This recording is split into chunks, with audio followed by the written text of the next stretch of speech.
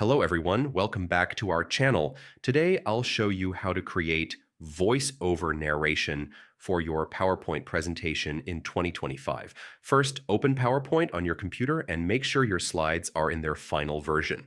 This helps avoid synchronization issues later. Next, look at the top right corner of the screen and click the record button. This feature lets you record narrations directly into your presentation. Now, disable the video camera icon so only audio is recorded.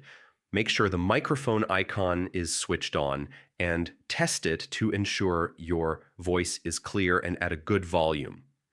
Once everything is set, click the record button to start your narration. Then speak clearly and steadily, following a script or key points if needed. You can pause or stop recording at any time. After finishing, stop the recording and review your narration. PowerPoint will attach the audio to each slide.